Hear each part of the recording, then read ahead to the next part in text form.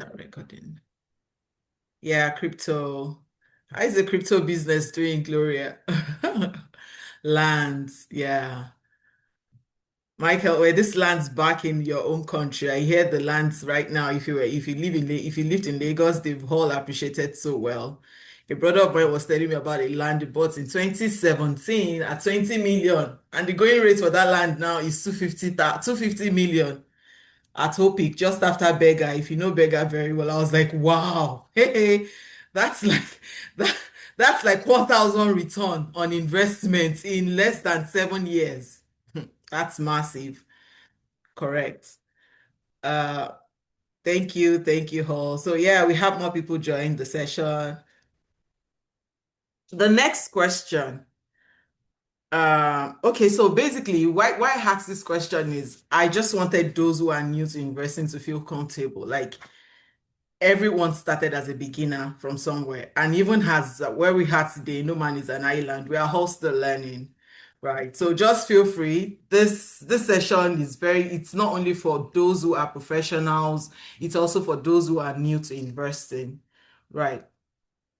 Now, for the second question, let's do a quick poll. You can just drop it in the chat box as well. True or false? Just put in whether true or false. To build a robust investment portfolio, you need to be a math genius or you need to spend several hours researching.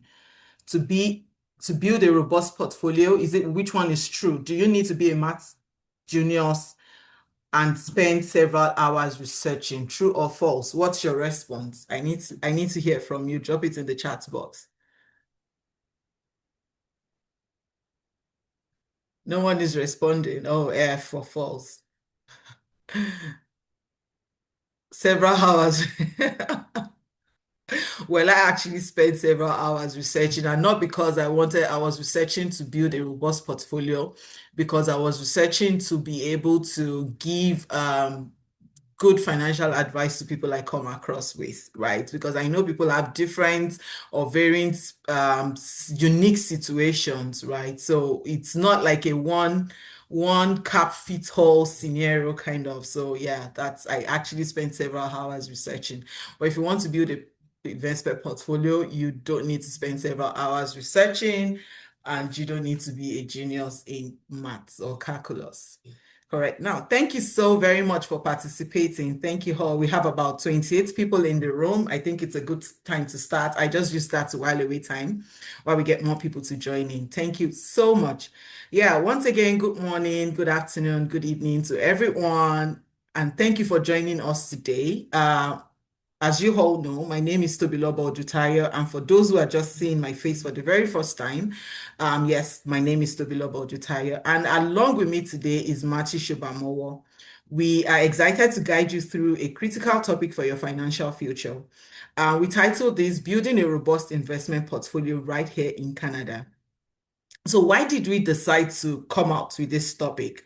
If you belong to our WhatsApp group, where we try to educate people about how they can make better informed financial decisions in Canada, we took a poll sometime in December as to what's really on the top burner, like what would you really like to know about? And I listed some different topics, and I think a majority of the people actually were interested in how they can build a good investment portfolio. While I understand the reason behind that, I mean, in this part of the world where we are, investment is like jargons. The financial system is actually very complex. So a lot of people are very, very confused, and I mean, they don't know what path to take. And there are a whole lot of advisors out there. Some are very seasoned, while some are just out there for the money, right? So we know investing can feel can feel like a lot of jargons and complex numbers. So our goal today is to demystify that process and give you a clear, actionable roadmap to grow your money. So before we begin, again, I like to say thank you many times.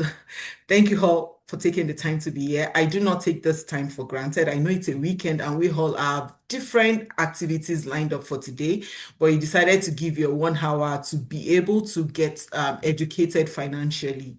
So, I mean, just being here and doing other things might not add so much value to you. So we need your maximum attention. And please make sure to stay engaged. Feel free to drop your comments or questions in the chat as we go along. And then at the end of the session as well, we will definitely take questions. Um, Here's a list of our agenda today. We're going to be talking about what investing really means. We will dive into asset allocation and diversification, aligning investment to goals and risk tolerance, investment fund options. I know a lot of people get confused between investment account and investment funds. I'm hoping that from this session today, you gain clarity on what investment means, what investment accounts means, and what investment funds means, basically. And then, yeah, we'll talk about ETF attributes because a lot of people have reached out to me asking about ETFs, how they can start, how they can become a DIY investor and all of that kind of a thing. And then we dive into investment accounts in Canada. Really, this investment accounts in Canada, I'm just going to brush through it because I know a lot of people already know about the TFSA, FHSA, RRSP. Like, I mean, it's a song we sing regularly. It can never be overemphasized because we still have some newcomers who need that education.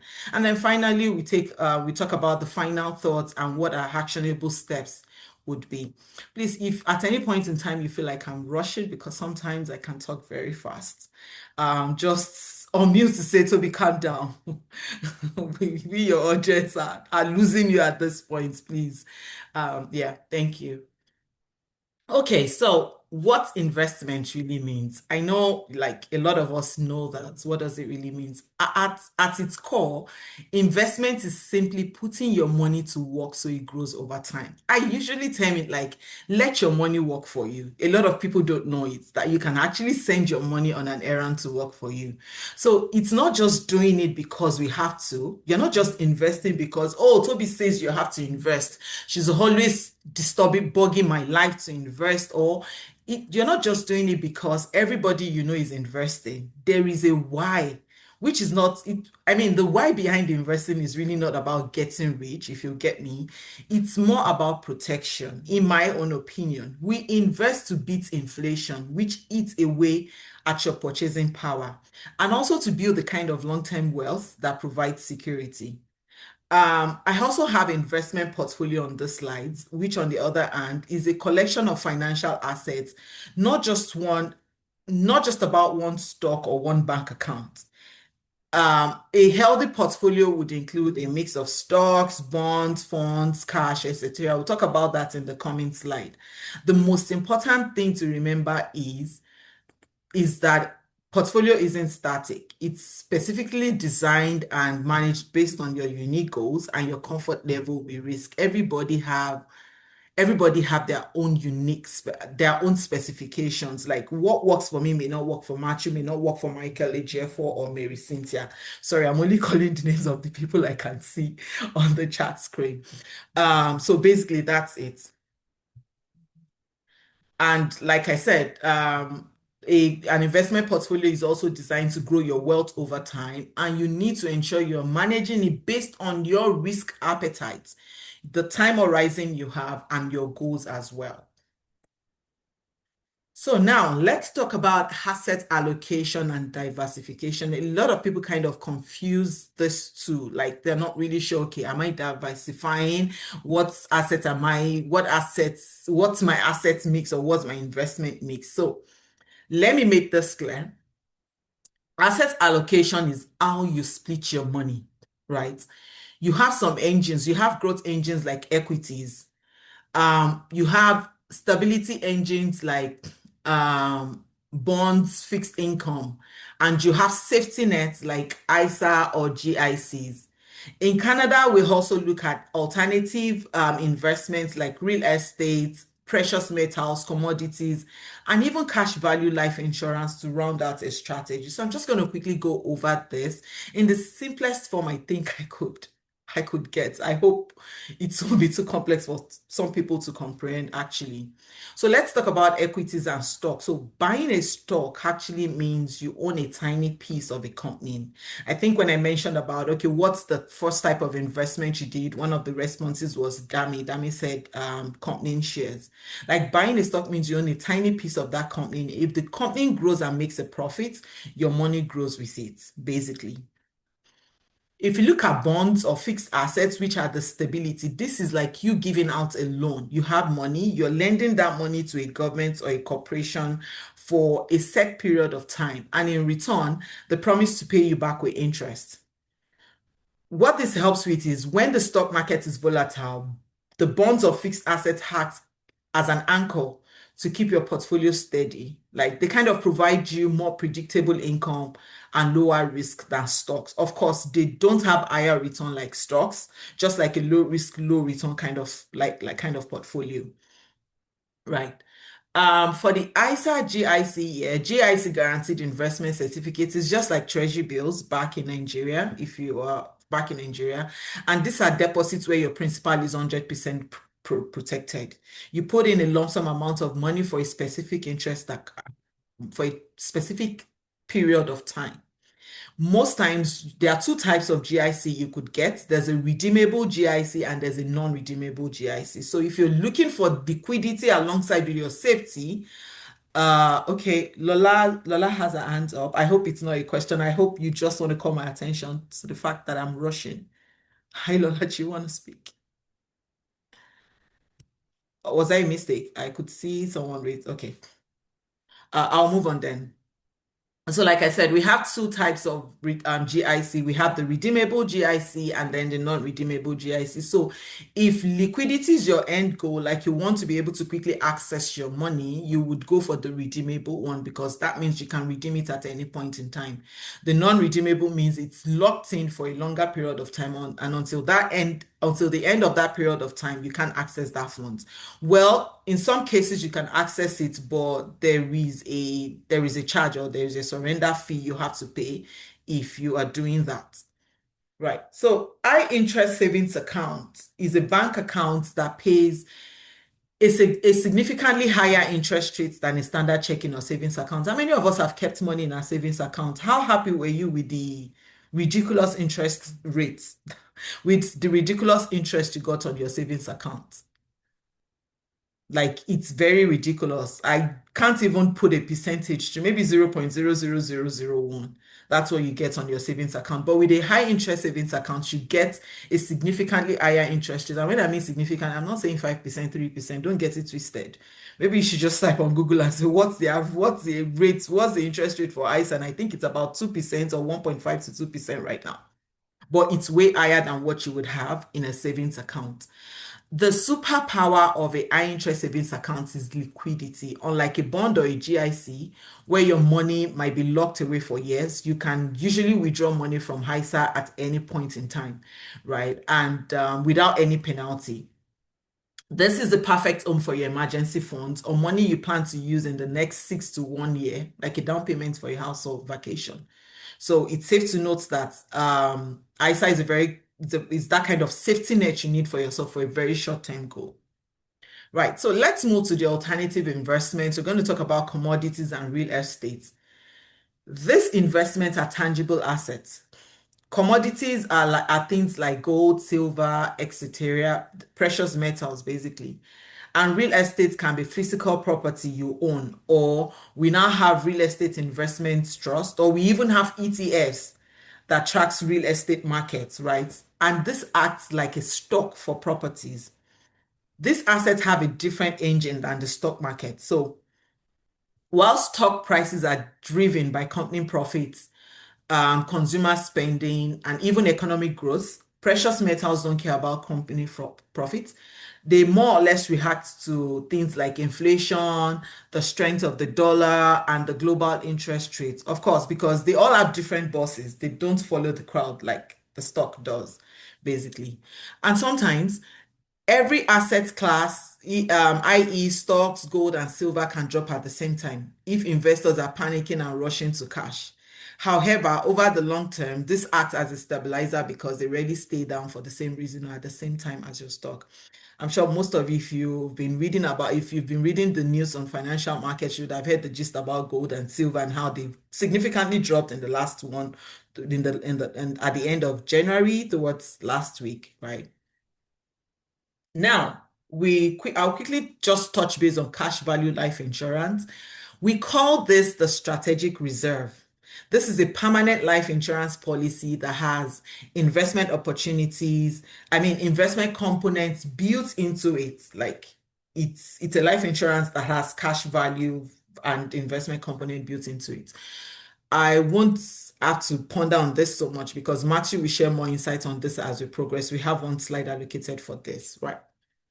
Now, if the asset allocation is the what am I doing? How do you define what diversification is? Diversification is the how. How do you do this? So by spreading investments within those classes that I've mentioned, we ensure we are not relying on a single company or a market, right? It's like the only free lunch in investing. I don't know if you get it. It reduces risk while improving long-term returns, basically. So now the secret isn't picking the best one, right? The secret is not about picking the best one. It's finding the right mix for you. Let's say you have 10 to 30 years to go. Like if you're still in your early 30s or even 20s, 30s, 40s, you might want more of stocks or equities because that have potential for higher returns and it's a long-term horizon kind of thing. If you're retiring within the next 1 to 5 years, you will want more stability like bonds, right? And safety like GICs, ISA, or even cash, right? I want you to know that your goal is to build a portfolio that lets you sleep at night while still reaching your dreams. Right. Moving on to let's talk about risk tolerance and time horizon. And why did I bring this here? A lot of people do not know that investment needs to be matched to goals. I've had a lot of people approach me, Toby, if I have $10,000, what can I invest in that can give me like a 2K return annually? And I'm like, okay, are you ready to go to stocks? Are you ready? Would you feel comfortable if you invest the 10,000 today and next 1 week you go back to check into your account, you're seeing $8,000? Would you feel comfortable? That's the only kind of investment that can give you 2,000 average annual return over time. And the person tells me, no, I don't want to lose my money. If you're a team, you don't want to lose your money, just go to GIC or ISA and earn your 1%, $100 annually or $200 annually on your $10,000 investment. So we need to ensure we are understanding that it's important to understand. Sorry, I think I'm speaking too many grammar. It's important to understand that you have to look at your risk tolerance and what's your time horizon. Right. Short-term goals equals safer investment, fixed income, bonds, GICs. And what are the suitable type of investment you could use? I think I mentioned this. If you're very conservative, suitable type of investment you could use ISA, GICs, and what have you. Long-term goals is growth focused. You need to look at equities, more of equities, stocks. Always consider your risk tolerance. Risk tolerance is the same thing as your risk appetite, basically. And you also need to look at your age and income consideration. If a 60-year-old client is approaching me right now and is telling me he's retiring in 5 years, of course, because of his age, he doesn't have that much long term. It's more of a stability thing he needs for his money, not to risk the money he has saved up to go pack everything into stocks. So your age and income is also a consideration to what you're investing in. And emotional comforts with market swing. And this is where the gist about, okay, are you ready to invest 10,000 and in 2 weeks time, market takes a dip, you're seeing 8,000, are you panicking to say, oh, Toby, what have you done to me? Right. So you need to, the balance here is there is no reward without risk. I'm sure most of you must have heard high risk, high reward kind of clause. But the key is finding your sweet spot, right? This graph shows a very conservative individual, a very moderate individual, and a very aggressive. And you can see the potential for risk and the potential for return. Higher risk, higher return.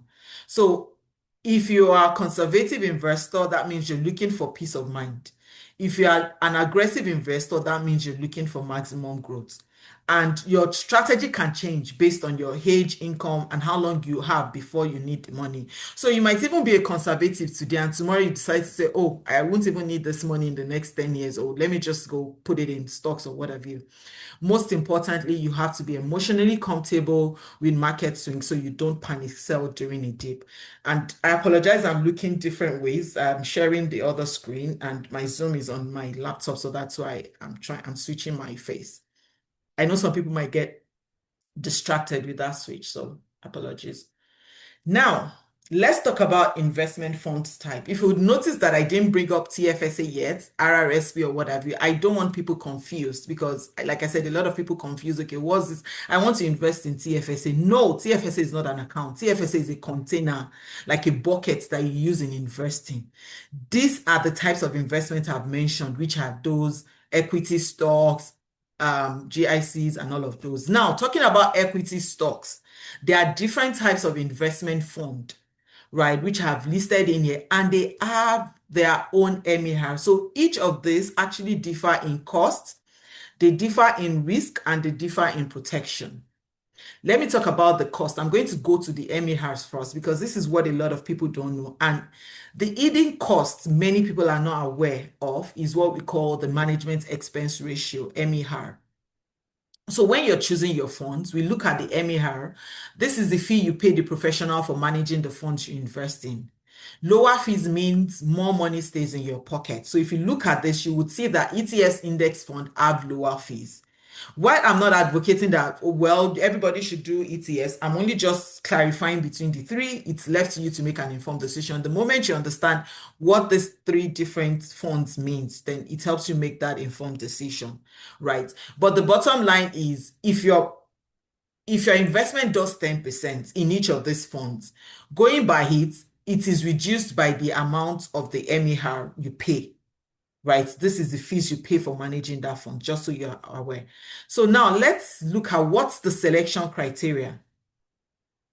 Like we evaluate what the fund actually holds, its geographic exposure, where in the world the money is, its liquidity, how easy it is to sell, and its distribution yield, the cash it pays out.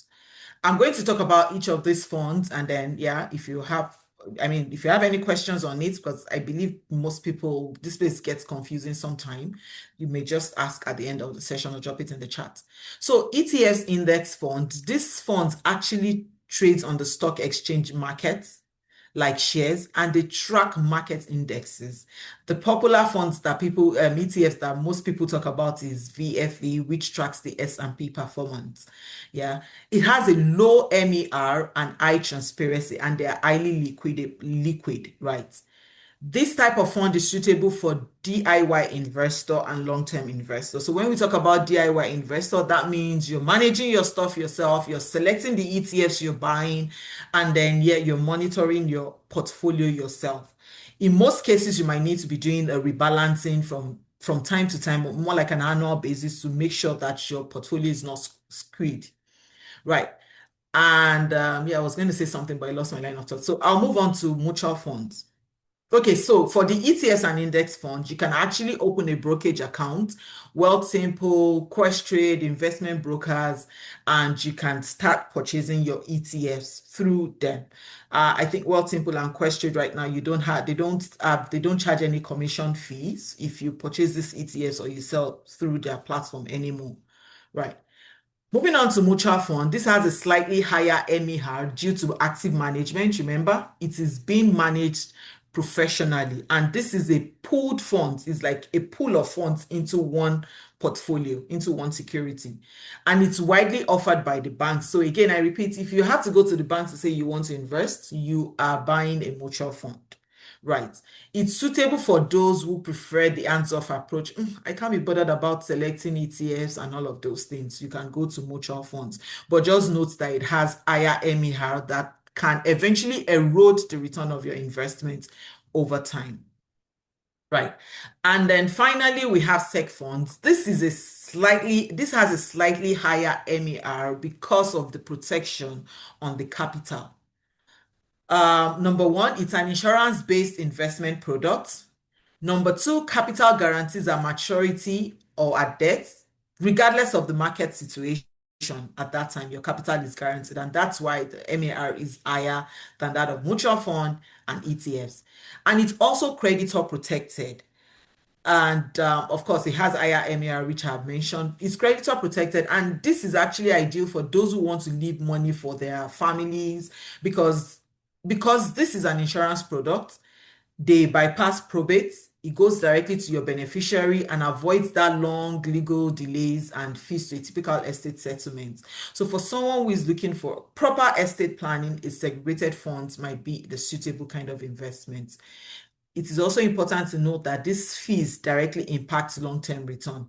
If you would ask me the truth about this, if you invest in these three funds, which would give you and they both do 10% annually average rate of return over a long period of time, you would be seeing more return in ETFs and index funds. That's because of the low MER that it has. Yeah, so key takeaway, ETFs are low cost and flexible. Mutual funds offer active management at a cost. Seg funds provide guarantees and protection, and diversification and fees matters. It's important you know this. So let's talk about the key ETF attributes and examples. I won't go over the ETF MER again since we already talked about it. But yes, just ensure you're looking for ETFs with low MERs to keep more money in your pocket if you want to go DIY investing.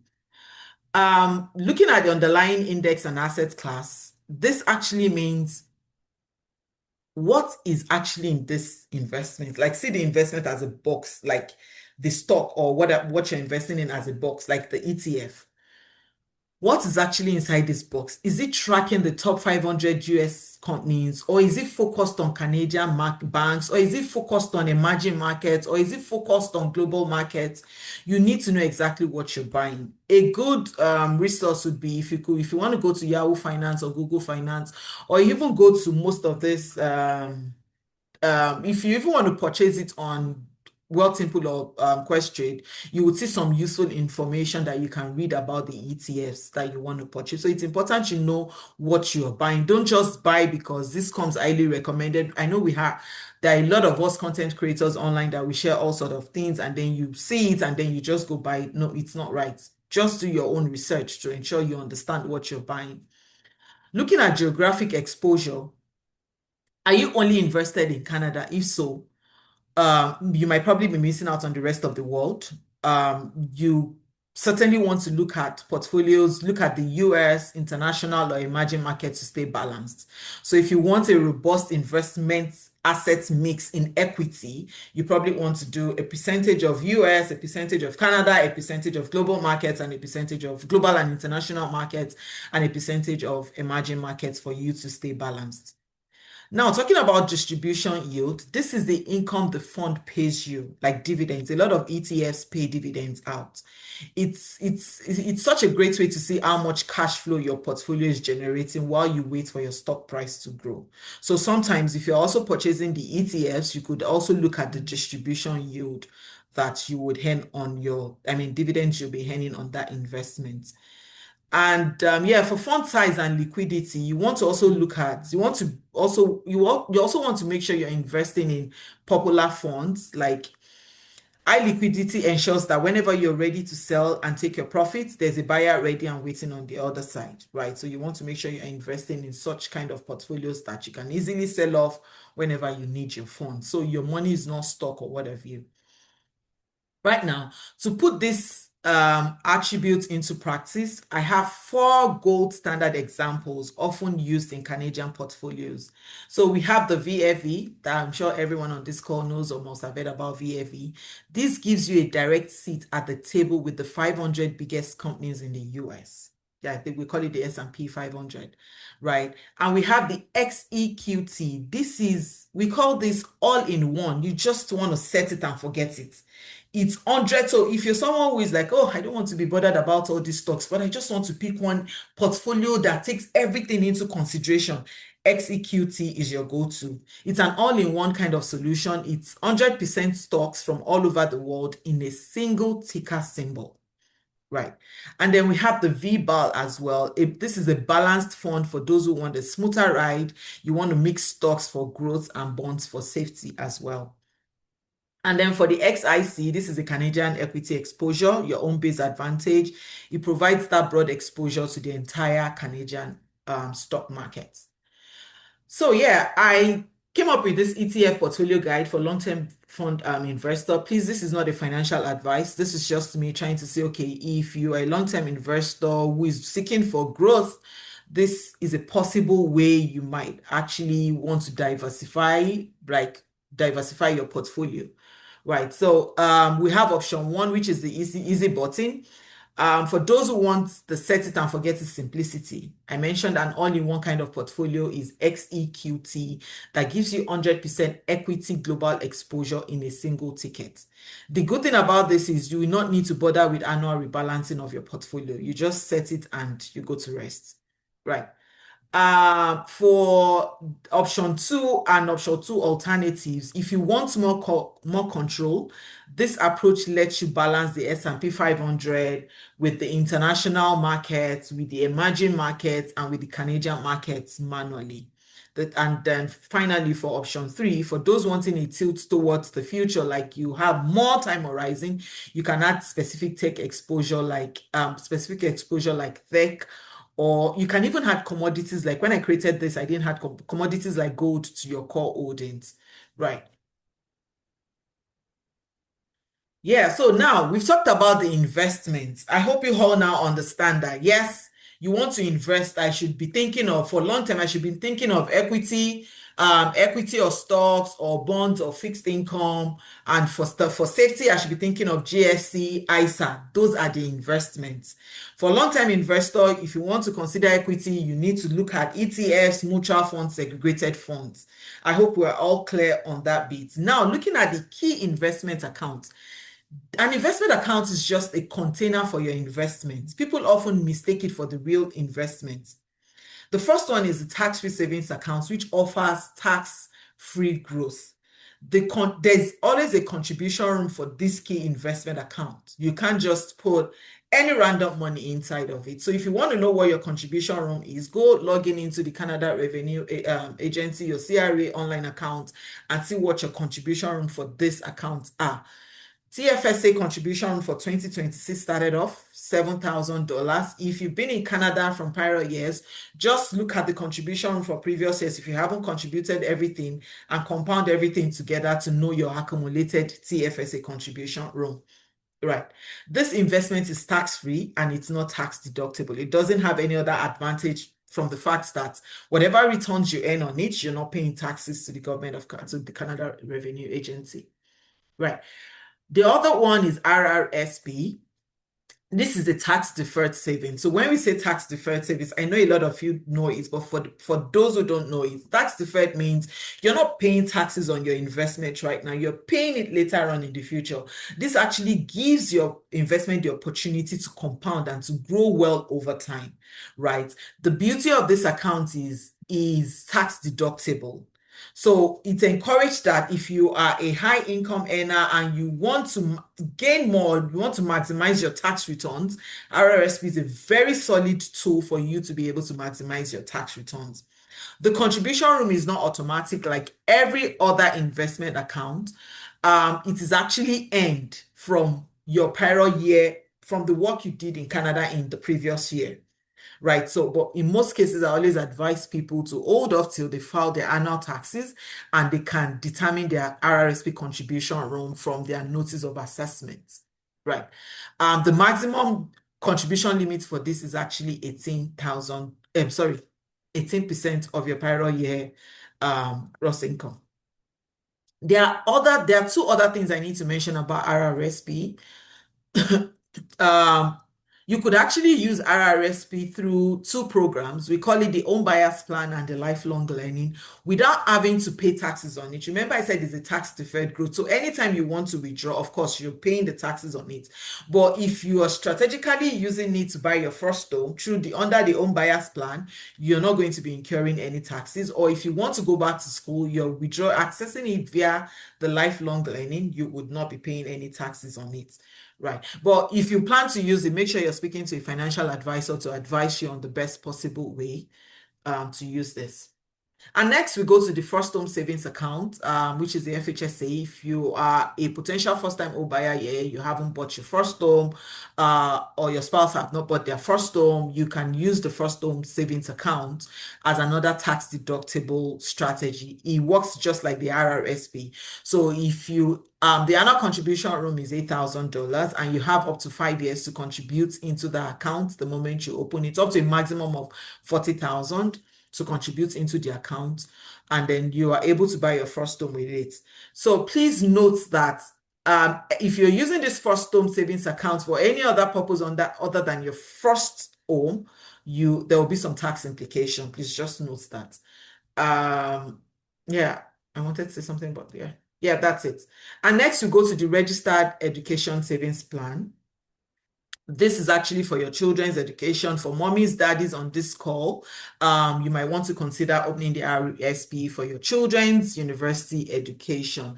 Government pays grants on it. If you're new to Canada and your income is below a threshold, you would earn $600 for each child in your household in the first year. I always tell new immigrants, even if it is $20 you have to open the RESP, please don't overthink it. Open with RESP, $20 for every child in your household, and get $600 from government instantly for your RESP. Leave the money that anytime you feel you're well settled, then you can start pumping money into it. You don't need anybody that comes to you to say you have to start paying $200 and something into RRSP from the get-go. Please run away from that person, because you're losing out funds. You're losing out free money from the government, right? And then there's another grant that pays out 20% of what you contribute annually. That grant is called CESG, Canada Education Savings Grant, and it pays out a maximum of 20% of what you contribute, up to a maximum of $500 annually. Right. So we have non-registered accounts. This non-registered account is flexible investing. However, it doesn't have any tax gain or what have you. Whatever you invest it in is strictly taxed, either capital gains, whatever return you gain on it is strictly taxed, either capital gain if it's in ETFs, or you pay taxes on the interest you earn if it's in any other type of investment. So this non-registered account is not maxed to a particular amount. It's actually unlimited. So if you have $1 million just sitting fallow, please do justice by investing it in a non-registered account. Yeah, so choosing the right container to kickstart your investment journey largely depends on your investment goal. I think the next slide is on advanced strategy for long-term wealth. So beyond the basics of the key investment accounts that I've talked about in the previous slide, we have a life insurance product that includes a tax advantage cash component. So I'm just going to pass this on to my colleague right now, Matthew Shubham, who is going to share more insights on it, and then I'll take it off from there. So Matthew, you have the... Awesome. That was a great presentation, Tobiloba. Good job. Thank you. Yeah. So I'm not going to take much time, and I just want to share with us some non-conventional ways that the rich are using to keep wealth within their family. So we all read about Rockefeller families and a lot of other people.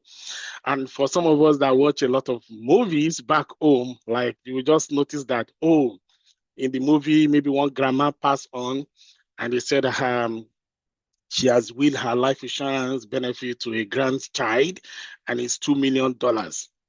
And one of the reasons the wealthy use this strategy is because life insurance proceed is non-taxable. Like the only wealth that I know that you can easily pass through to your next generation without being taxed in Canada is through life insurance. But I'm just going to be showing you some strategies today. And that's because Tobiloba spoke earlier on RESP, the Education Service Plan. And okay, sorry, I think I need to replace your screen share. If you don't mind, you can stop screen sharing.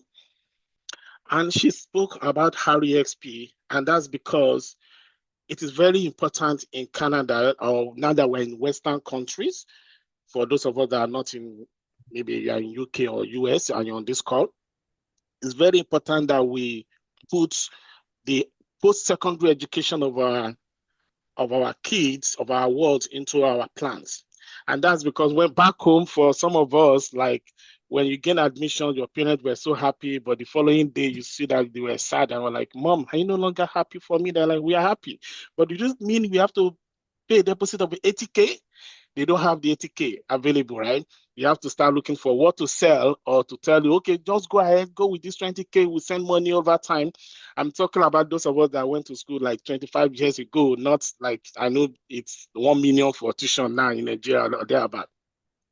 But with RESP, Education Service Plan, you know if you have a 4-year-old, a 5-year-old, a newborn, you know that this child is going to go to university at the age of 17, 18. Which simply means you have 18, 17 years to plan for their university fund if you want to sponsor them. I do tell many parents that if you are not able to sponsor them, don't put yourself under pressure. Like, because I know this our generation, we served our parents and now we are serving our kids. And that's why we relocated to Canada just to give them a better life, right? So don't put yourself under pressure because they can always get opportunity for study loan, blah, blah, blah, blah, blah, and then still go to school if they want to. But if you have opportunity to help your world to have a good start to life without going on a loan, then you should leverage on that. And that is why I want to advise everyone today to please leverage on the registered education savings plan. Plus, the government add a lot of into it. But when our world graduates, what happens? When your children graduate, what happens? Beyond that, what happens? Because many of us, we are repeating the same mistake our parents made. And what is the mistake? My parents believed that, Matthew, you have to go to this school. Like, if you miss school, they can kill you. You know what I mean in Nigerian context? Because they believe education is the way out. And I want to remind you today that it's the education that has brought you thus far in terms of you having opportunity to evaluate your education to come to Canada. And also in terms of you relocating to Canada, getting PR, and also on the other side, education is limiting a lot of us as well. But why can't we help our children to build wealth while they are building the education? Give them the opportunity of education and give them the opportunity of wealth building. And that is because they have a very good advantage right now. And I'm going to show you that advantage in 1 minute. So if you have a 1-year-old or you have a baby, let's say you have a new child in Canada, and I know that when you give birth in Canada, people don't give you a lot of money. Unlike you're in Nigeria, 50,000 a year, 100,000 a year, before you know you have 5 million, 10 million naira. But let's say in Canada, somebody give you $50, $100, blah, blah, blah, blah, and you are able to raise 1,000 for that child in a very good portfolio, like Tobiloba has shown to us today. 1,000 for that child. If you can see my screen, do you know that even though you did not contribute to that portfolio anymore, by the time that child is 60-year-old and is going to retirement, a very good portfolio, averagely, most of the portfolios that we help our clients to invest on the average over a period of that time, returns average of 12 to 16, 17% annually. Now, do you know that 1,000 one time will make this child to be a millionaire at the age of 60? Is giving this child 1.3 million. 1.3 million. I'm going to twist that briefly. What if you did not start with this child, but you are able to invest $100 monthly? $100 monthly from their CCB, from any, of course, these are our children. Even the McDonald's that we buy for them in a month, if you are not careful, and those ice creams runs into hundreds of dollars monthly. But if you invest $100 for a child monthly, and the child clocks 16, 17 and start working, and you encourage your child to take over the $100 monthly, which they can afford at that time, right? Do you know that this $100 monthly over a period of 60 years for this child is going to give this child $13.3 million? 13.3. Now, stay with me. This is for a child that have 60 years to clock 60 years to clock age 60 because it's 0 year today. What if your child is already 10 years old? He has 50 years to clock age 60, 50 years. So you have 50 years to invest. Do you know, because this child is already 20 years old, 10 years old, do you know that if you change the contribution to $200 monthly for 50 years, that child cannot even get up to 13 million. It's 8 million because it has the less time for the money to be in the market, right? Because your investment, every investment needs three things. It needs your capital. The more money you're able to invest, the more money you expect and in the long run. It needs a very good return, interest rate of returns. And thirdly, you need time. Investing for 2 years, you will not expect to get as much as if you invest the same money for 5 years. That is what I'm showing you here. But now, look at us now at the age of most people on this call, we are between our 30s and our mid-40s. If you are 30 years old, and you have 20 years you have another 30 years to clock a 60, do you know that even with $1,000 monthly, you are not even able to hit the 8 million that a child of 10 years old hits with 200 monthly? This is just to show us that our children, we can help them to build wealth and not struggle like we struggle. Like we are coming to Canada, we started raising POF. We have to start borrowing money for POF. Now we are in Canada, we have to work, do 2 jobs to raise money. They have the time horizon to leverage on, and we can start helping them. But in Canada, you cannot even open any investment account until you are 18 years old. That is it. Even the education savings plan, RESP, is not open in the kid's name. It's always open in the parents or a guardian name, and the kids are beneficial. But however, there is an opportunity in life insurance. And it is unfortunate that for many of us Africans, and I was there like 10 years ago, 15 years ago, that once we hear life insurance, the next thing that comes to our mind is, oh, when I now pass on, somebody get money. And I do tell my fellow men, my fellow Nigerians, that what is wrong when you pass on? What is wrong for your children to get 2 million when you pass on? Are you not going to pass on in one day? You're going to pass on. So it's either your pass on become a blessing to your children or it become nothing, a pain, right? And they have to raise money. But some people will pass on and their children will just be crying, and they will look at them, why are you crying? This man gave me $5 million, right? And they can use that to have breakthrough in life. But let's take a look. It is life insurance does not have to be when you pass on. You can set up a life insurance such a way that it drives an investment. Why are you using it to drive investment? Because you are able to access money from it like tax-free. Remember I said that you can get proceeds of life insurance tax-free inside Canada. And many of us don't know what it means when we are talking about tax or tax-free. But let me show you something briefly. I'm going to show you something briefly. Do you know that if you are based in Ontario and you earn $1 million, all of a sudden you have an asset, your parents is transferring $1 million to you, maybe by the default of the RRSP, any other means. Do you know that on that $1 million in Ontario, your tax is going to be $495K? Almost half, 49%, 49.5 is gone for taxes. So almost half is gone for taxes. You are only going home with 500K. But if you drive your investment inside life insurance, what it simply means is that they can get this $1 million tax-free. And that is why the rich are leveraging.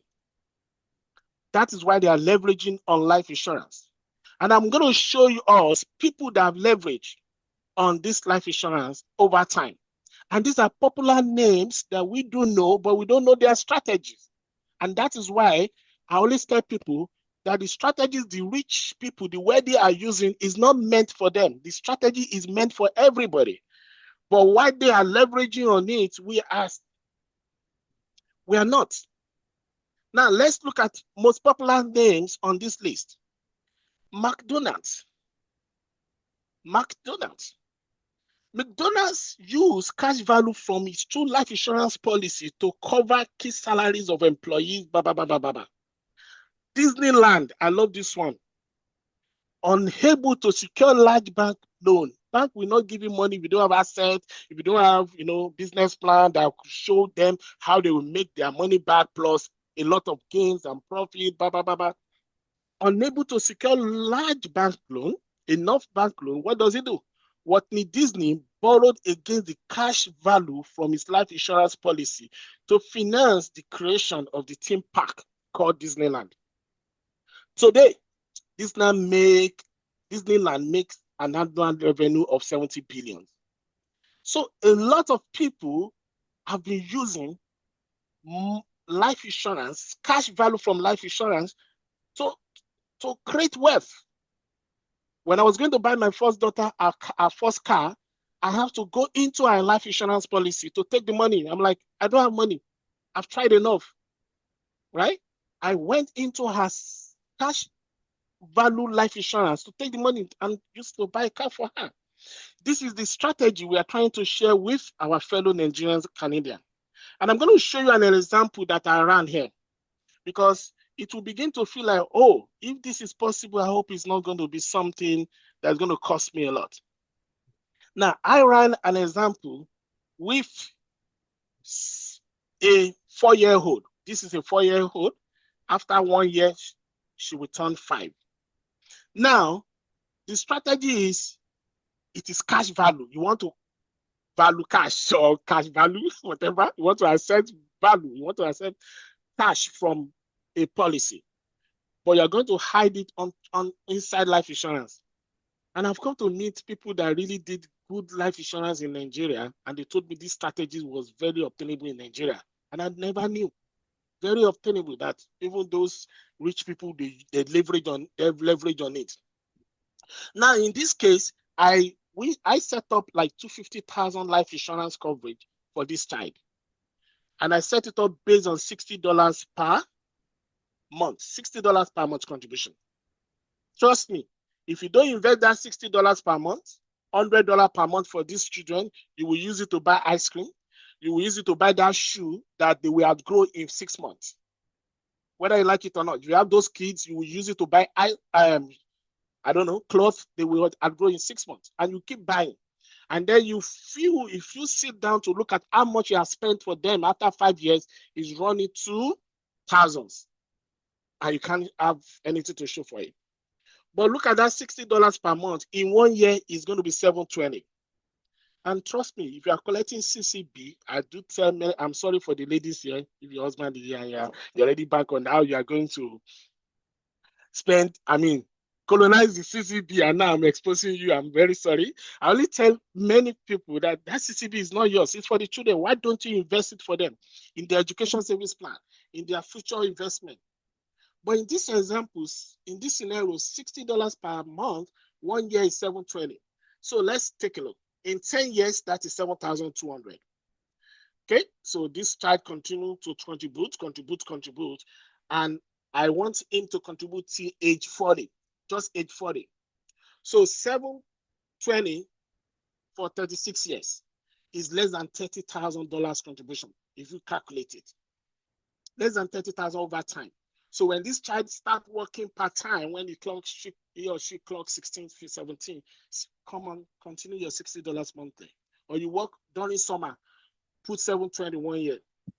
But what is this money turning for this child? That $30,000 that this child has contributed, imagine at the age of 40, this child has opportunity to start for a startup, to start a business, to start an innovating, startup. Everybody's doing startup, right? Even me, I'm looking for startup. Maybe I have to start building private jets, because I want the one that will make me billionaire within 2 years, like Elon Musk, right? So maybe this child has startup idea, but no money. He or she can easily come here and access this 127,000. And you know the benefit? If he has accessed it through the bank, it's going to eat into his credit ratings, credit record. It's going to affect what credit facility can get in the future. It might be collateralized, maybe against his property. But with this, nothing. No requirement other than he has this policy, he has access to 127, and he just take it. And that's why I could take money there to buy a car. I could take money from it to buy a house in Canada. Now, let's take a look. Let's look at the future years. And that is because they have time for their money to compound. At age 50, this child has 312K from this policy. And that is the strategy that this kind of people did. Disneyland. This is the strategy they did, and they made them to access money. And the reason I'm showing us this opportunity, and look at this one, Pampa Chef, 1980, was able to obtain 3,000 from his life insurance. Imagine not having that 3,000. 1980, this guy accessed 3,000 from the life insurance to start a company called Kitchenware. This article was produced in 2018. If I can see it, yeah, if you see it somewhere here, okay, maybe it's 2026. But I think I saw 2018 when the article was produced somewhere, I think at the top. Yeah, you can, 2019, December 18, 2019. And why am I showing this date? He started a company with 3K in 1980, and then by 2019, that's 39 years after, was able to sell the company for $1.5 billion. You wouldn't want to be a parent that has opportunity to build wealth for your children, and you don't build it. Because the 10,000, the 20,000, the 40,000 they could access in the next 20 years might be the breakthrough that will make them Elon Musk. And that is the value of cash value life insurance as an alternate investment strategy for everyone that I have come to share with you today. Thank you for listening to me. Thank you for listening to my rant. All right, so I'll pass it back to Beloved. Thank you. Thank you so much, Matthew. Thank you. So I'm just going to share my slides again. Just give me 1 second. I've done like a gazillion things in the last few seconds. Shit. Sorry. Okay. Let me know if you can see, and then I'll put it in presentation mode. Yeah, we can see. You can see my slide, right? Yeah. Okay. Okay, so now we've talked about investment funds, asset allocation, diversification. We looked at alternative investments and also the advanced strategy for long-term wealth building, which Matthew has just quickly explained. Thanks for doing justice to that, Matthew. So I wanted to mention again that there are some common mistakes investors make. The biggest enemy of a good portfolio is often the person managing it, right? And also, when you try to time the market, I've made this mistake in the past and I got my hands really burnt. When you want to try and time the market, you see that a stock is doing this amount now, and then tomorrow it has gone down. You're like, okay, let me wait till next tomorrow if it will go down. Or more, that next tomorrow it would have gone up. And then by the time you are buying again, you are buying at a higher price. You're buying lower units for higher. So instead of it timing the markets, would advise dollar cost averaging. So we call it DCA. DCA is a strategic investment approach where you invest some amount of money at regular intervals. You could do it such as monthly or bi-weekly. So regardless of whether the market is up or down, you are buying your stocks and eventually it just averages out. So just remember, rather than you timing the market, it's important to focus on consistency instead. And also letting emotions drive decision. Don't say if you want to try and okay, let me even try these equities, let me try a stock, and the market takes a dip. I'm sure for those who invested last or maybe early January as first-time beginners, they would have probably been sweating by first week in February because market really took a dip last week. So don't let emotions drive your decision because that leads to a lot of losses. You do not try to panic sell if you're a long-term investor. And that's why we largely advise you, if you need this money in the shortest term, please by all means avoid equities or stock because you cannot predict the market. Even those that are projecting it, I don't know what they are projecting because sometimes they can't even predict it. So Lastly, putting all your eggs in one basket or also ignoring the impact of high fees can derail your progress over decades. So it's important you're financially informed, which is one of the reasons why we hold these sessions from time to time. And you also stay disciplined with your money. So yeah, final thoughts and next steps. I'm happy we are able to do this on 1 hour mark, and then we'll take time for questions.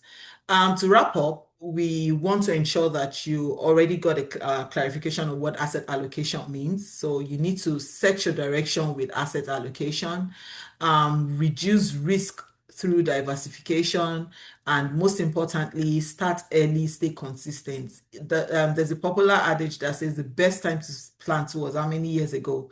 And if you did not do that 20 years ago, the best time is right now. So you can start now. Your action plan now is if you already started investing and yes, you already have a portfolio, you're unsure what that means, review your portfolio regularly with your financial advisor and never be afraid to seek professional guidance to ensure you are still on track. Yeah, I think we'll move to the questions and discussion. So I would love to take questions now. Macha and myself will be answering the questions. If you did like to dive deeper into your specific situation, you can scan the QR code or use the Calendly link. I'm going to drop that in the chat box to book a free 30-minute one-on-one session with me. It's free. Let me just call that out before people start wondering how much is the charges. Right, I'm just going to drop the Calendly link in case you're using your phone and you're not able to scan the barcode. Uh, shit, I'm not able to copy it, but I'll copy it afterwards and drop in the chat box. Also, I would like to mention that before we open the floor for question, I would like to mention that this session is brought to you by members of the National Financial Literacy Campaign Group. So we created this group to help immigrants learn about handling and managing their finances. So, and then we provide them with the relevant knowledge and skills needed to make financial decisions that promote financial stability and well-being. With that being said, if you're eager to enhance your financial knowledge, you're invited to join our community group on WhatsApp. Matthew already dropped it as well, but again, I'll put it on once I close this slides right now. So yes, if you have questions, you might just want to just raise up your hand or you drop the message in the chat box. Question time.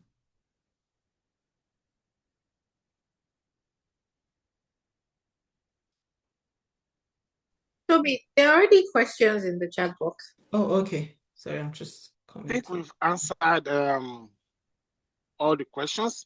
If your question have not been answered or you have any question, please raise it.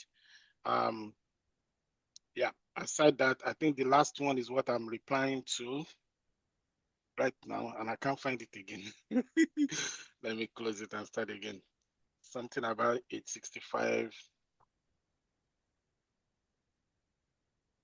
So I'm just trying to get this link to copy before people. Matthew, so the question I asked was around the policy.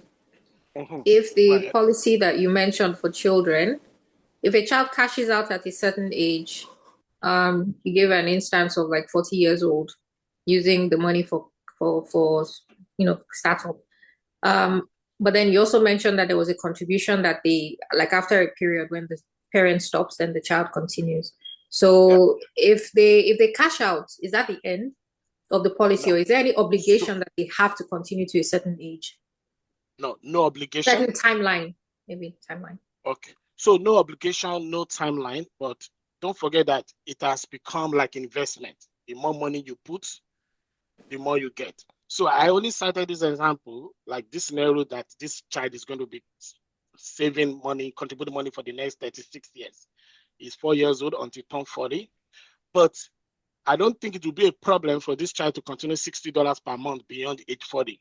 You get what I mean? Like 60 in 30 years, $60 a month in 30 years time will be like, I don't know how to say it, like ice cream money because of time Mhm. value of money and inflation. So Mhm. in that scenario, depending on the scenario, normally when they access the money, the policy continues. Okay. Normally, yeah. So So the even if policy they continues. access that 27, in this example, the 127, they can still, it's just basically them starting again, right? Okay. So the policy continues because let me explain. So in this place, if you access this 127, he Mm-hmm. wouldn't have cash to access in his lifetime anymore, except he continue to invest. However, even though he doesn't have cash to access in his own lifetime, Mm-hmm. one day, that will be called to glory. You know what I mean? Going to heaven. Mm-hmm. Mm-hmm. Right. So at that point, as his beneficiary is still able to get something like in this scenario, 250,000. So is it one-time cash, one-time Cash cash, out. cash Yes. out. So I it depends on the scenario. Like, but in this scenario, to answer your question, I will say yes. Because up to this point, this child has contributed like 29,030K. He's cashing out 127, Mm-hmm. right? So just generally, I'm saying yes, but in most cases, there's still something to come back to assess. But I don't want you to look at, oh, if I cash out 127, then I'm coming back here in age 49 to meet 285. No, Mm-hmm. because it is the 127 that kept growing to Mm-hmm. 285. So at Yeah. that point, this child might come back here and meet 8,000, Mm-hmm. except he continue to invest in the money, Okay. in the I portfolio, think right? So, yeah. Okay. This is great. Thanks. And then the second question was about the um for individuals, right? Or maybe still the same scenario. But if you is there a possibility for people to um sort of access these funds before 65? yes, Because 65 anytime. is okay. Sorry, I just use that as an example because, I always look back that I wish my parents set up this kind of policy for me. I'm in my mid-40s. So you can imagine if they set up this kind of policy for me, as of today, this is what I will be accessing, 199K. I don't think I will have time to come and attend this session today, right? Because I'll be using that money to make other money. I'm just joking. Mm, So that's mm, what so you can access at any time. Like I said, an example, I'm just 9 years in Canada. So, and even for my kids, I don't think their policy is up to 6 years. And I'm able to access money for her to buy her first car. And it's okay. continuing. And she still have money there today. She's going to university. Her ESP is not enough because of we came late to Canada.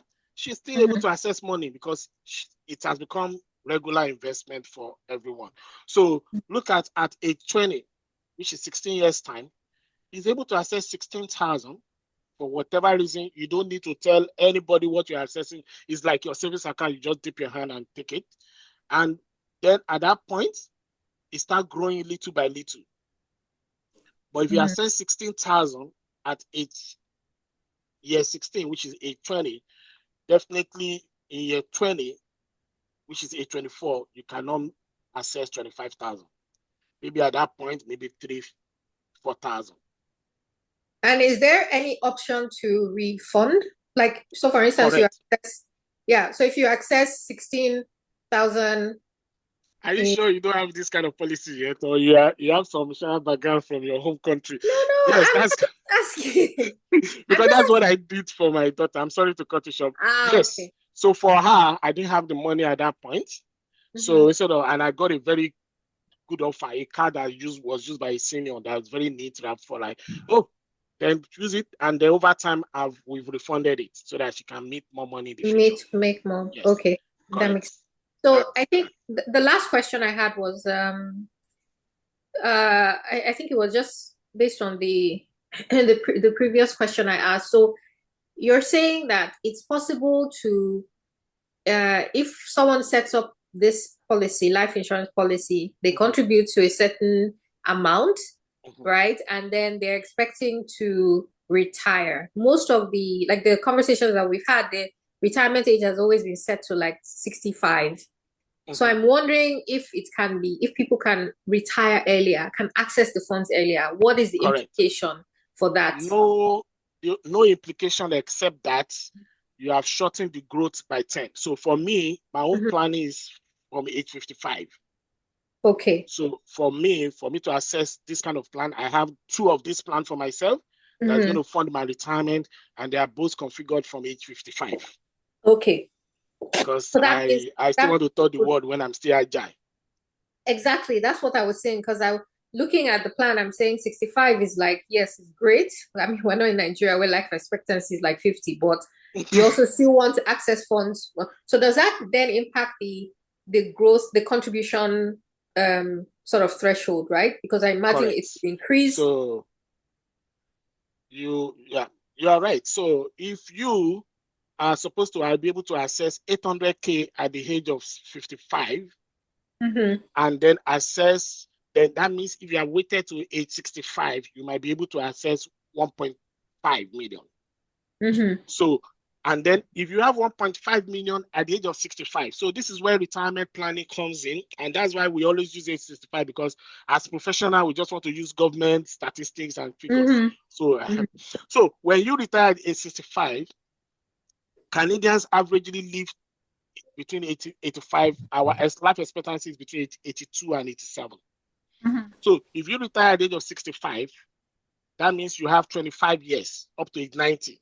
65 to 90 is 25 years. You have 25 years to spend 1.5. That is because you have waited to age 65, 1.5 as an example.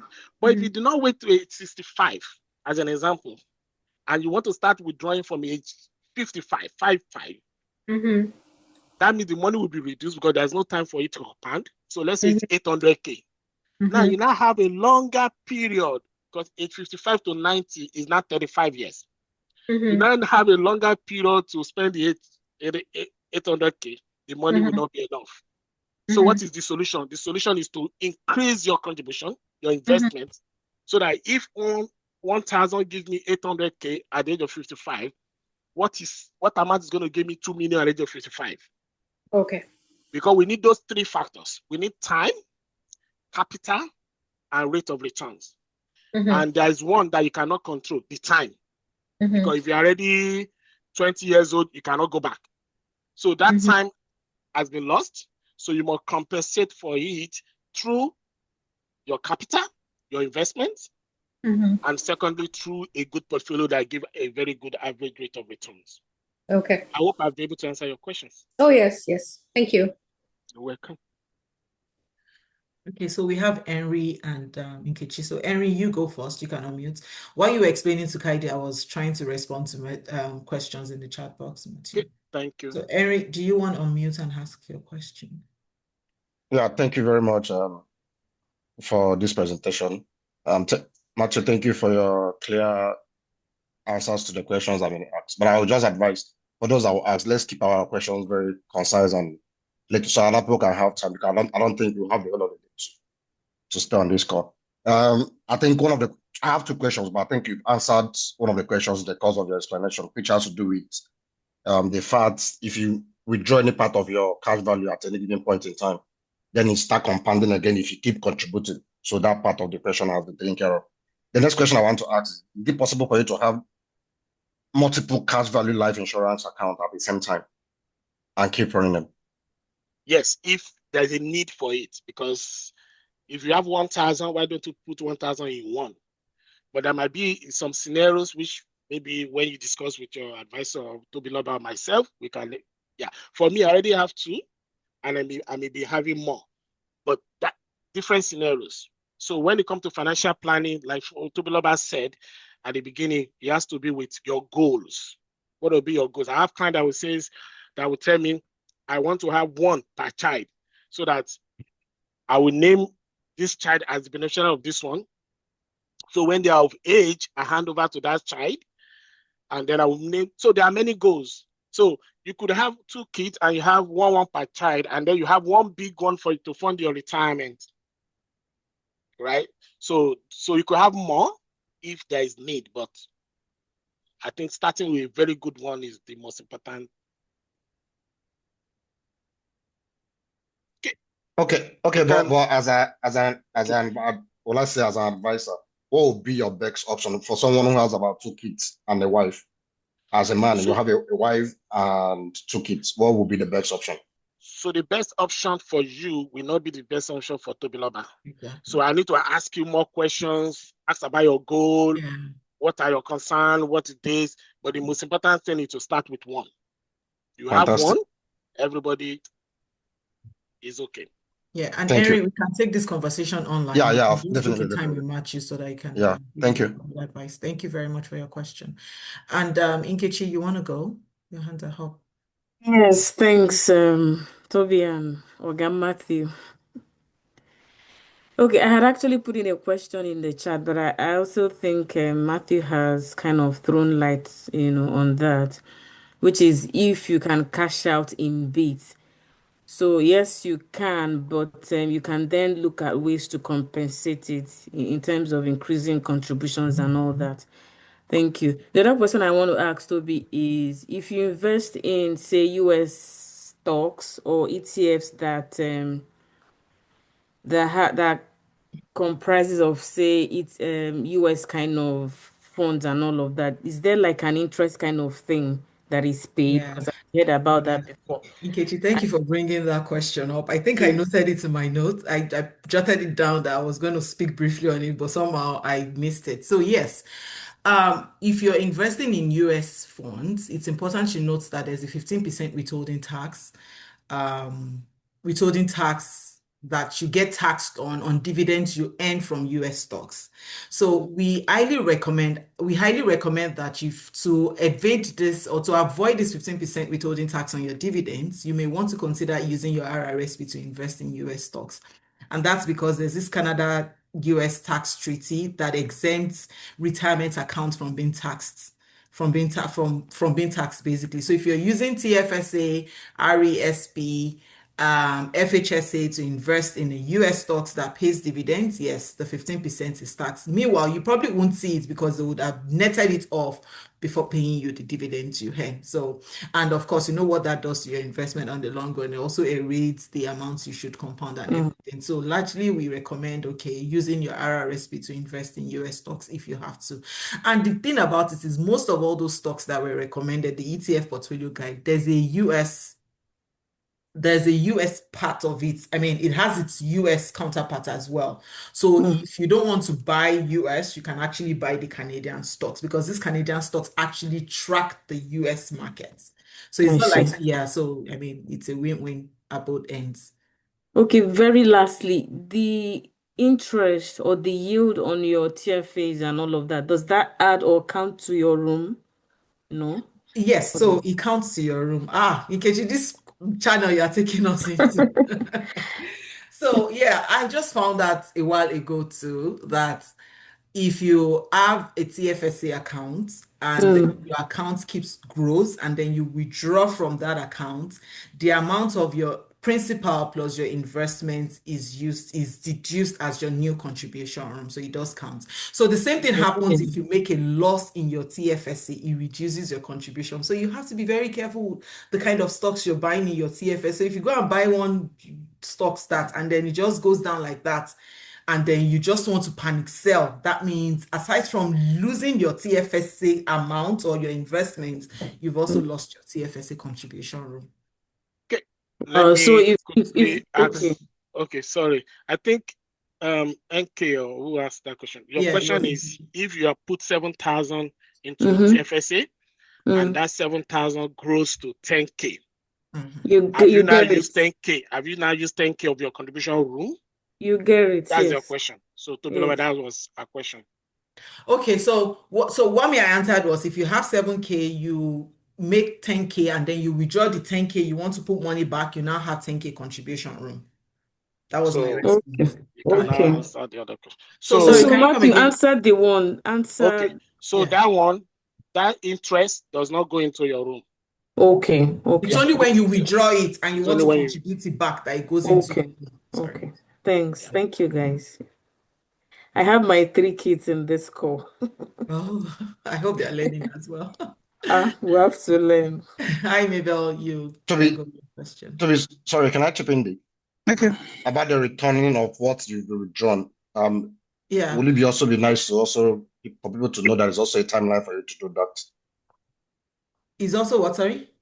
A timeline for you to do that is here. Can you just return it at any given point in time, Oh, or no, you no, have to no, do no, no, it no, no. in the Yeah. So following thank year? so thank you. So if you withdrawing from your okay, TFSA, you lose that contribution room in that year. It resets the following year. Thank you, Erin, January for 1. calling that out. So in context, an example, you withdraw 10K from your TFSA contribution room in January 2026, and then you want to put that money back in May or June or December 2026. No, that would be deemed as over contribution. You have to wait till the next year, January 2027, for your contribution room to reset for you to put that money back. Yeah. Hey, we have a lot of scholars on this call. I'm feeling like a proud educator. Maybe it's the area that I think I know. What did you say? Yeah, I said, maybe- Mr. Matthew is hearing, you know. Thank you. okay, Yeah. okay. Okay, maybe I will take one last question and then we'll call it a day because people You have to can, get back to yeah, their weekend yeah. activities. Maybe can you You just can go? stress. A quick one. Yeah, thank you so much. This 15% withholding tax said about US stock, does that also apply to the SEQT? There's one SEQT, that global equity stock. Is the 15% affecting that too? XEQT is a Canadian, it's listed on the Toronto Stock Exchange market. So I wouldn't say it to be applied to XEQT. Even though it tracks the US stock markets, I don't think it applies to it because it's listed on, yeah. Oh, Yeah. okay, all right, I thank also, you. okay, you're welcome. I also know that a lot of questions have been asked, and some people are like, what are they saying? What are they saying? Yeah. I also want to just drop it that one of the best favor you can do yourself in Canada is to learn finance. I'm telling you, like the high earners in Canada, they are learning finance. They are going back to the basic. Yeah. And that's because there are a lot of secrets that if you don't understand, you'll be missing a lot. Like right from your workplace, the workplace benefit that people are not leveraging on, you'll be missing a lot. Some people, they have workplace pension that is matched, and just because they don't want to do away with 3,000 from their earning in a year, they are losing 5,000 extra from the government. So the secret of wealth is in understanding finance. And that's why you will see Dangote, as rich as he is, he doesn't joke with finance. He employs first class, because that is the secret. And that is why someone like him will build refinery, but inside the refinery is money. In the refinery is not up to 5%. It's funded by the banks, funded by NNPC, but his shares is 55%. Right? That's why people like Elon Musk, we use one company asset to buy another company, and he's billionaire and will not pay tax. And that is why when Trump was campaigning for his first term campaign, you remember there was a time they were trying to, come after him that he didn't pay tax for 3 years, and he was a billionaire. Billionaires will not pay tax. But you and I, struggling with our 80K income, 100K income, look at how much taxes we are paying, 30K. But there are secrets to avoid legally all these things. So if you also want to understand finance, to be able to help yourself, help your immediate family, help people around you, you can also contact myself or Tobiloba. Tobiloba contacts are here. Trust me, I don't know how to say it. Like, you are missing if you don't understand those secrets. You are losing a lot of money. And when people are not wealthy, I tell them that things that affect you most is your taxes. Is your taxes. Yes, is your taxes. Taxes. Imagine any 100K in Ontario and 30K is already gone for taxes. Imagine if you know the strategy to withhold 20K of 30K of that 30K to yourself legally. That is extra 20K for you every year. Imagine you now have knowledge to know the right places, the right asset, the right investment portfolio to put the 20K or half of that 20K, 10K every year. Imagine doing that for 20 years. Yourself and your generation are wealthy forever. So if you want to learn more, contact the contact on your screen, on your contact screen. Thank you. All right, over to you, Glover. Please, I have a question. Okay. It's gonna be a quick one, right? Yes, a quick one. So, regarding TFSA, for example, the example you gave, Tobiloba, you said if, for example, in the TFSA account, you have 7,000 and then it grows to 10,000 and you withdraw it, you cannot take it back in that same year. You cannot put it back in that same year. So, like for example, if it is 2017, can you put in back that 10,000 and then contribute for like the maximum for that same year? For example, the maximum is 7,000 and then you put in back 10,000. Let me break it down for you easily. Okay. So Okay. let's say you arrived Canada last year, 2025. Yes. Your room for 2025 is 7,000. Your room for 2026 is 7,000. So right now, we are opening TFSA today. You have 16,000 between now and December, 16K. 14, So let's say you 14. put 16K, and then by June, you need urgent 10K. You withdraw the urgent 10K. So let me go back. Let's say you put the 16K. You have used that 16K room. Are you okay up to that point? Did you Yeah. get it? Yeah. Yeah. So by June, you need 10K. You withdraw 10K from the TFSA. You have used your room for that year. You can't put that 10K back that year until you have to wait till January 1, 2027. That is when it will be refreshed to know how much you have withdrawn from your TFSA. So that 10K that you withdrew will be refunded back to you, plus the new room for 2027, which is likely going to be 7.5, right? So you now have 10K from previous year that you withdrew plus the new room. That's what we're trying to say. Okay. But many people will think, oh, I withdrew in June and I have money by July. Let me refund the 10K. No, it is over contribution and you're going to pay a lot of penalties on it, like 1% of every month is a lot of penalty. Oh, okay. Thank you so much for You're clarifying. welcome. Thank you. You're welcome. Yeah, we've come to the end of this show. A big thank you to everyone on this Zoom today. And thank you so much to Machi for joining me on this call. Machi and I go way back since I joined this business. He's my team lead, he's my boss, he's my mentor. I really appreciate you for coming on board. And then, yeah, we appreciate everyone for your active participation, for your engagement. Honestly, I do not take this for granted. 69 people joined this Zoom session. Who am I that God is mindful of? Right. And remember that the journey to financial literacy is ongoing. So I encourage you to continue seeking that knowledge that would help you make informed decisions about your financial well-being. Much I've said it, like when when you're able to make wise informed decision, I mean, it brings more money to your bank accounts, to your pockets, vis-a-vis tax strategies to reduce payments. I don't pay tax to CRA. CRA don't get my tax. If I pay through my full-time job, I collect it back through business deduction. I don't pay any tax. And my kids' childcare benefits, yes, high income any category, I still get about $1,000 from CRA for my children's childcare benefit. If you know, you know. So do not hesitate to connect with me if you need support in navigating this complex financial system. And thank you all once again. Have a great afternoon and enjoy the rest of your weekend, everyone. Bye.